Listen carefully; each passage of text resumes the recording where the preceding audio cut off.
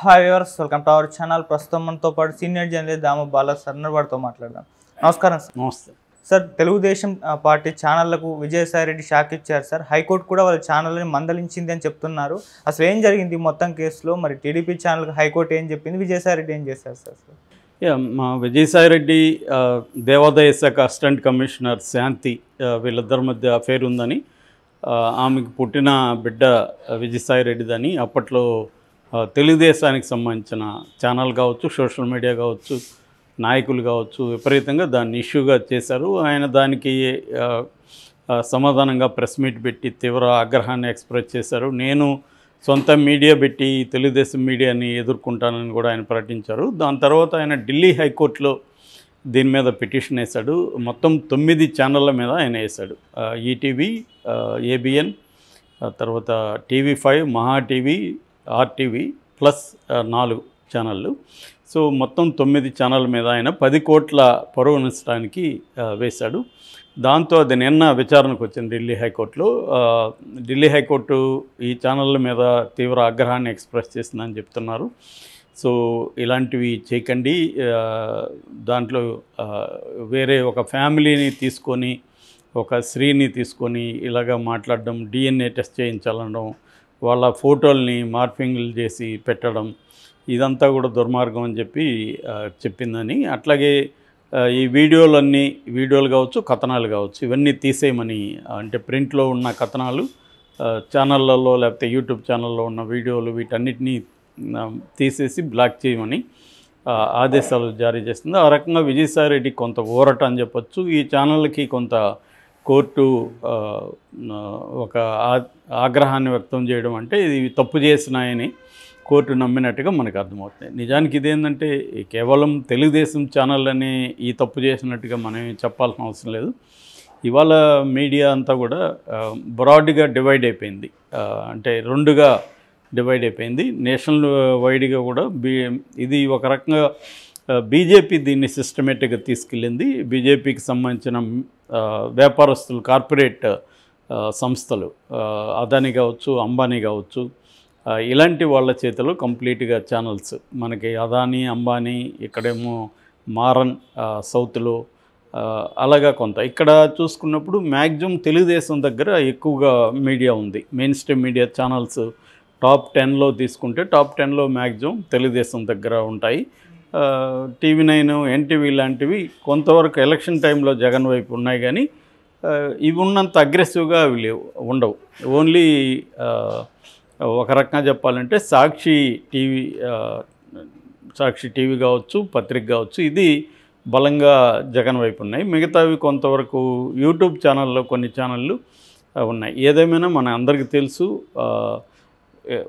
అటువైపు అయితే తీసుకోకుండా ఉన్న ఛానల్ కానీ మీడియా కానీ చాలా చాలా తక్కువ. ఎందుకంటే సర్వైవల్ అనేది మేజర్ ప్రాబ్లం.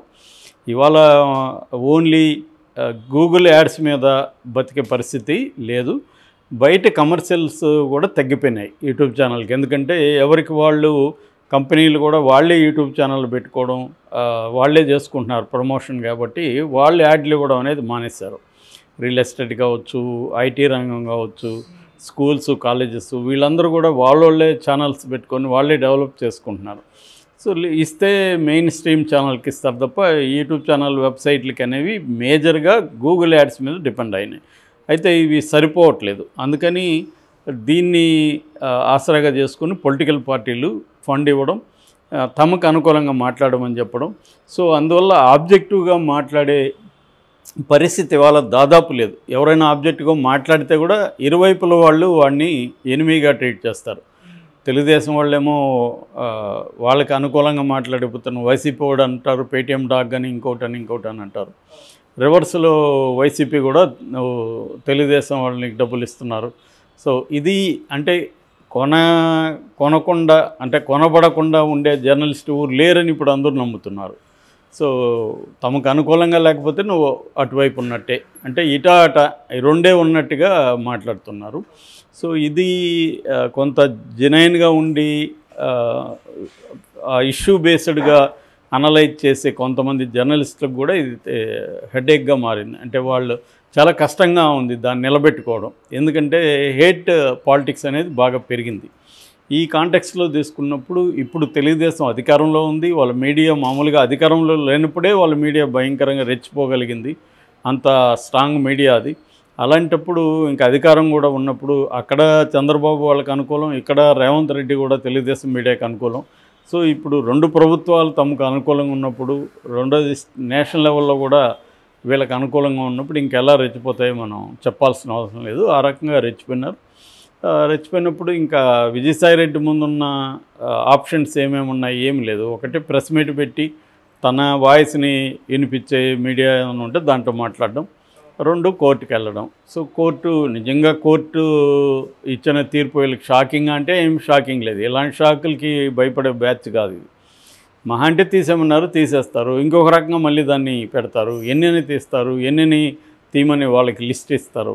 సో ఇదే మేజర్ ప్రాబ్లం. ఇవాళ ఆన్లైన్లో ఉండేది అదే. ఒకటి తీస్తారు, ఇంకొకటి దాన్ని వేరే రకం మార్చి పెడతారు. సో కాబట్టి ఎన్ని తీయాలి, ఎవరు తీయాలి, దీన్ని మళ్ళీ ప్రభుత్వ సంస్థలే ఎగ్జిక్యూట్ చేయాలి కదా. సో వాళ్ళు చేయనప్పుడు మళ్ళీ కోర్టుకు వెళ్ళాలి, మళ్ళీ పలాని తీయలేదు సార్ అని మళ్ళీ వెళ్ళాలి. సో ఇవన్నీ తెలుసు కాబట్టి వీళ్ళు కోర్టు తీర్పుల్ని కానీ ఏది కానీ క్యారీ చేసే పరిస్థితి లేదు. అందుకనే ఇప్పుడు బ్రాడ్కాస్ట్ బిల్లు తీసుకురావాలని అంటున్నారు. అది కూడా బీజేపీకి వ్యతిరేకత బలంగా పెరిగింది కాబట్టి ఇప్పుడు ఈ 10 ఏళ్లలో ఎందుకు బ్రాడ్కాస్ట్ బిల్లు తీసుకురాలేదు బీజేపీ? ఎందుకంటే తమకు అనుకూలంగానే మొత్తం మీడియా ఉంది. కాకపోతే ఇప్పుడు బీజేపీకి తలనొప్పిగా సోషల్ మీడియా మారింది. సోషల్ మీడియా బీజేపీ కంట్రోల్లో లేని సోషల్ మీడియా చాలా పవర్ఫుల్గా తయారైంది. దాన్ని కూడా కంట్రోల్ చేయడానికి బీజేపీ ట్రై చేస్తుంది. అంటే టోటల్ మీడియా తన కంట్రోల్లో ఉండాలనేది బీజేపీ ప్లాన్.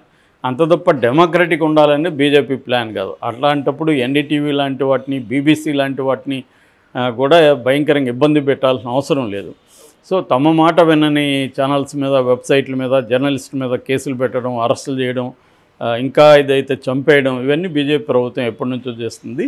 ఇక్కడ కూడా మనకి చూస్తున్నాం క్లియర్గా ఏదో ఒక సైడ్ తీసుకోవడం, తమ వైపు లేని వాళ్ళని ఏదన్నా ప్రెజర్ చేయడం, ఇబ్బందులు పెట్టడం, వాళ్ళ మీద కేసులు పెట్టడం అనేది ఇక్కడ కూడా బాగా పెరిగింది. ఈ కాంటెక్స్ట్లో ఇదేమీ ఈ హైకోర్టులు కూడా ఏం చేస్తాయి, మహా అంటే ఆదేశాలు ఇస్తాయి. ఆదేశాలు అమలు కావు ఎలాగూ. అది ఇక్కడే సాక్షాత్తు వివేకానంద రెడ్డి కేసులో హైకోర్టు జడ్జే అప్పుడు కూడా తెలుగుదేశం మీడియానే ఆయన మీద దుష్ప్రచారం చేశారు, ఓపెన్గానే చేశారు. ఆయన అమ్ముడు పోయినట్టే వీళ్ళు మాట్లాడేశారు. దానికి ఆయన ఏం చేయగలిగాడు? మహా అంటే చీఫ్ జస్టిస్ కంప్లైంట్ చేశాడు. చీఫ్ జస్టిస్ ఏం చేయగలిగాడు? ఇప్పటివరకు ఏమీ చర్యలేదు. కాబట్టి కోర్టులు కూడా ఈ బలమైన వ్యవస్థల, మీడియా వ్యవస్థల్ని ఏమీ చేసే పరిస్థితిలో లేవు. కోర్టులు కూడా అంతే. కోర్టులు కూడా ఏదో మేము చెప్పాలి కాబట్టి చెప్పామని చెప్పగలరు తప్ప, అంటే న్యాయ వ్యవస్థకి అంత బలం లేదు. ఎందుకంటే న్యాయ వ్యవస్థ ఆదేశాలను మళ్ళీ అమలు చేయాల్సింది ఎవరు? వీళ్ళే. మనం జగన్ ప్రభుత్వంలో కూడా చూసాం. జగన్ ప్రభుత్వానికి వ్యతిరేకంగా అనేక సార్లు ఆంధ్రప్రదేశ్ హైకోర్టు తీర్పులు చెప్పింది, ఆదేశాలు జారీ చేసింది. వాటిని ఏమి వాళ్ళు అమలు చేయలేదు. అధికారులు అమలు చేయనప్పుడు అధికారులను మళ్ళీ అనేక సార్లు మందలించింది. ఏముంది, అంతకంటే ఏం చేయగలరు? సో ఇది మేజర్ ఇష్యూ. సామాన్యులు మాత్రమే ఈ వ్యవస్థలకు బలైపోతారు తప్ప బలమైన మీడియా సంస్థలు కావచ్చు, బలమైన వ్యక్తులు కావచ్చు, వీళ్ళు అన్ని వ్యవస్థలను కూడా మ్యానిపులేట్ చేయగలరు. ముఖ్యంగా బలం అంటే ఇక్కడ ప్రధానంగా అధికారం. ఇప్పుడు వైసీపీకి డబ్బు, ఇంకోటి బలం ఉండొచ్చు. కానీ తెలుగుదేశం అధికారంలో కూటమి ఉంది కాబట్టి వాళ్ళ వైపు వ్యవస్థలన్నీ కూడా మొగ్గుతాయి ఆటోమేటిక్గా. ఇదే ఇండియాలో ఎప్పటి నుంచో జరుగుతుంది. అందుకు లేటెస్ట్ తార్కాణంగా మనం విజయసాయిరెడ్డి చెప్పచ్చు. సో విజయసాయిరెడ్డి వరస్ట్ అంటే ఆయన ఒక ఛానల్ పెట్టి, ఒక మీడియా హౌస్ పెట్టే అవకాశం ఉంది. అది కూడా మళ్ళీ ఇలాగే తయారవుతుంది. ఎందుకంటే ఇవాళ ఉన్న మోడల్ అదే. విజయసాయిరెడ్డి అయినా డెమోక్రటిక్గా నడపాలని ఆయనకు ఉన్నా కూడా నడపలేరు. ప్రాక్టీస్లకు వచ్చేస్తే ఆయన మంత్లీ ఎక్స్పెన్సెస్, దాని వన్ టైము ఇన్వెస్ట్మెంటు, ఇవన్నీ రికవరీ కావాలంటే విపరీతంగా బ్లాక్ మనీ ఉండి పంపు చేస్తే కానీ రికవర్ అవ్వదు. సో ఆయన అంత చేయలేని పరిస్థితి ఉన్నప్పుడు ఏం చేయాలి? మళ్ళీ వాళ్ళు కూడా ఇదే మోడల్లోకి వచ్చేసి తమ ప్రత్యర్థుల మీద బురద చల్లడం, వాళ్ళని బ్లాక్మెయిల్ చేయడం, ఈ మోడల్లోకి వెళ్ళిపోవాల్సిందే. విజయసాయిరెడ్డి పెట్టినా, ఎవరు పెట్టినా, మంచి ఉద్దేశంతో పెట్టినా, ఇంకొక ఉద్దేశంతో పెట్టినా మోడల్ అయితే ఇదే ఇప్పుడు. సో ఈ మోడల్ని బ్రేక్ చేసి అక్కడక్కడ చిన్న చిన్న దీవుల్లాగా కొన్ని మీడియా హౌసులు ఆబ్జెక్టివ్గా ఉండడం, పీపుల్ సెంట్రిక్గా ఉండడం, ఇలాంటివి చేస్తున్నాయి. ముఖ్యంగా అది సోషల్ మీడియాలో ఇప్పటికి కూడా బలంగా ఉంది. అదొక్కటే మనకి ఆశ అన్నమాట డెమోక్రసీకి సంబంధించి.